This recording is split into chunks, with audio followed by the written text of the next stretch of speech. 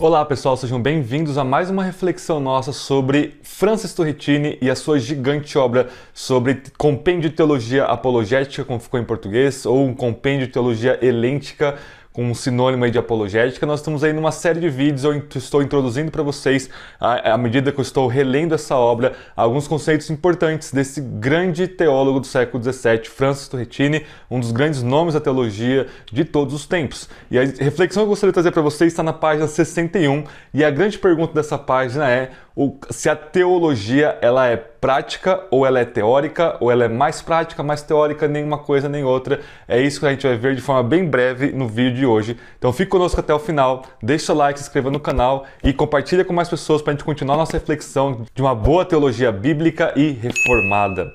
Então pessoal, nós estamos aí nessa série, eu estou na playlist aqui, o Católico Reformado, que é uma playlist aqui no canal sobre teologia histórica / um pouco de apologética misturado no meio, e eu também estou fazendo uma playlist dentro dessa playlist sobre Turretini, Francis Turretini, para nós refletirmos um pouco mais sobre esse teólogo. Então, eu vou deixar aqui na descrição dos vídeos a nossa série sobre o Turretini para vocês acompanharem e não perderem. Se você é novo no canal, nós temos já outros vídeos de reflexão sobre esse grande teólogo aí que não pode passar batido. A gente não pode ter uma formação teológica, uma reflexão teológica sem passar por esses grandes teólogos da história que eu estou trazendo para vocês e, portanto, trazer um pouco aí desse grande teólogo do século XVII, Francis Turretini.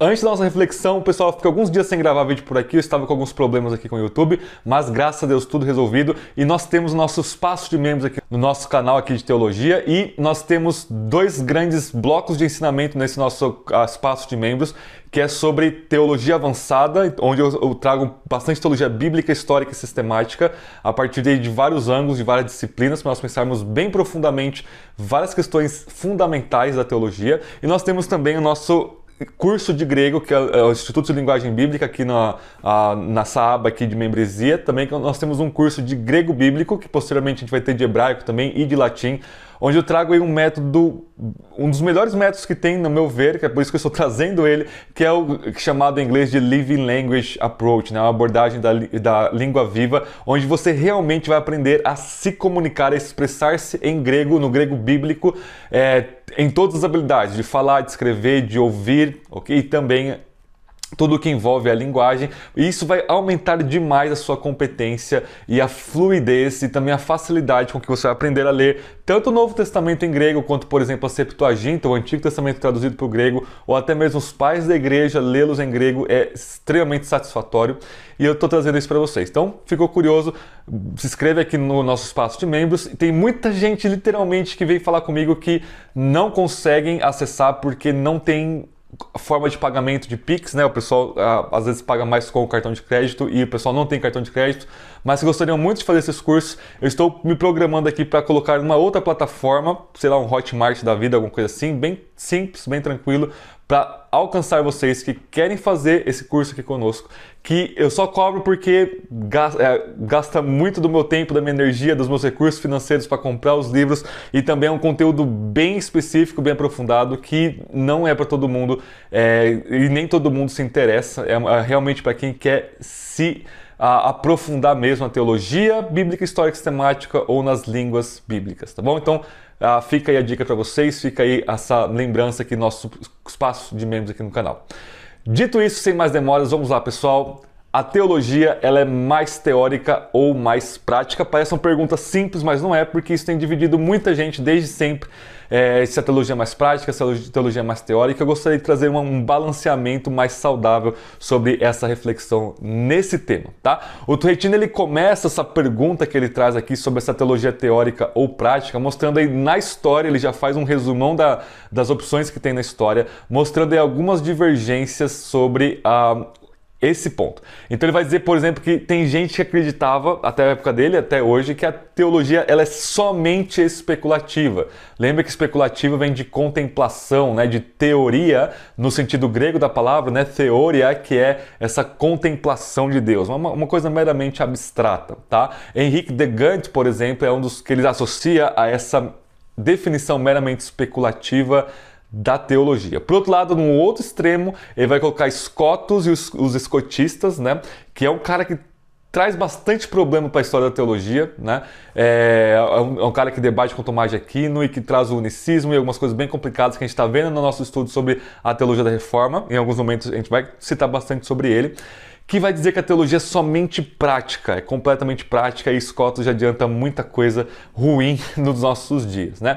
Ele vai dizer que tem gente como Boaventura e outros teólogos da história aí que vão dizer que ela não é nem especulativa e nem prática, ela é afetiva. E isso já adianta muita coisa da teologia pós-moderna, que vai dar essa ênfase na sensação, no sentimento, né, no emotivo, no afetivo, né? Na verdade, o pós-modernismo é apenas uma evolução aí do romantismo, que começa com toda essa idolatria dos afetos aí, tudo bem? E ele vai dizer que, ok, dados os extremos, só especulativos, só práticos, só afetivo, nós temos aí vários grupos que vão dizer que ela é as duas coisas, ela é tanto teórica quanto prática, mas que vai puxar sardinha tanto para uma quanto para outra. Então, por exemplo, gente, Tomás de Aquino é um dos que ele cita aqui. Por exemplo, logo no começo aqui do primeiro volume da Suma Teológica, ele vai colocar para nós que a teologia é especulativa, teórica e prática, só que Tomás de Aquino vai dizer que ela é um pouco mais teórica ou especulativa ou contemplativa do que prática, tá? E um outro Tomás, esse é Tomás de Aquino, ele vai chamar, o Tomás de Argentina, vai também trazer que a teologia é os dois, mas ela é um pouco mais prática, tá? O próprio Turretini, ele vai se posicionar mais a esse Tomás de Argentina do que com Tomás de Aquino, dizer que ela é ambos, ela é tanto teórica quanto prática, mas que ela é um pouco mais prática do que teórica, tá? Trazendo um balanço sobre isso, a gente precisa sempre ter uma sabedoria, uma ponderação, uma moderação nisso tudo. Eu acredito que a gente pode dizer que a teologia ela é tanto teórica quanto prática, mas eu não diria que ela é 50% teórica ou 50% prática. Em todos esses espectros que o Turretini coloca para nós aqui, ele vai dizer, ó, um fala que é um pouco mais isso, um pouco mais aquilo, então 60% teórica, 40% prática, 70% prática, 30% teórica, ou alguma coisa nesse sentido. A gente pode dizer que ela é 100% teórica e 100% prática. Por quê? Na minha visão, a teologia é toda prática, necessariamente, isso na minha visão, tem um caminhão de gente que fala isso, né? Muita gente fala isso, toda prática está baseada numa teoria, numa doutrina, numa compreensão da realidade, numa contemplação, portanto, numa especulação. E toda ideia, já diria vários livros, Richard Weaver, por exemplo, as ideias têm consequências, né? Toda ideia vai ter consequências práticas, você não tem como desassociar uma coisa da outra, tá?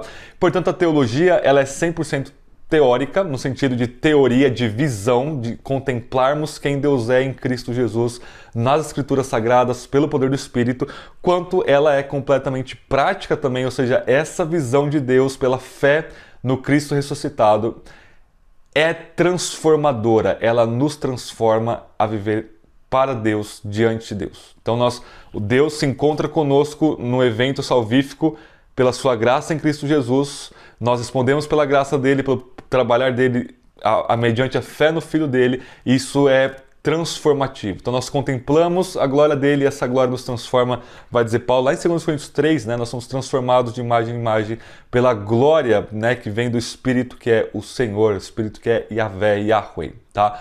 Então, gente, nós podemos tirar Por que isso é importante? Nós não sabemos hoje se a gente pende mais para a teoria ou mais para a prática. Então nós temos, por exemplo, teologias marxistas, como teologia da missão integral e outras vertentes dela e todos os monstrinhos que surgem dela, né? Falando que a teologia ela tem que ser mais prática, ressoando aí Karl Marx, que vai dizer que os filósofos antes dele tentaram entender o mundo, agora a gente vai tentar transformar o mundo. Então toda essa questão marxista, também teologias pragmáticas de só várias igrejas que só se importam com práticas, com fazer, tá? E por outro lado, nós podemos cair também num outro extremo de apenas brincar com ideias, né? E a teologia ser meramente uma especulação desvinculada da realidade. Então, por exemplo, os estudos bíblicos hoje, que são completamente antagônicos à escolástica medieval e reformada, por exemplo, vão ser completamente inúteis na sua grande maioria, na grande maioria das teses de doutorado hoje de estudos bíblicos é completamente relevante para a prática da pessoa que está lendo, porque é uma coisa 100% teórica, né? E 0% prática. Então a gente não sabe balancear isso em uma teologia saudável, ela vai contemplar as duas coisas, uma boa iluminação da mente e um bom incendiar nossas afeições, nossas práticas, deve acompanhar esse fogo saudável que é a teologia. O contrário é fogo estranho, né? Ou vai queimar demais ou não vai esquentar nada.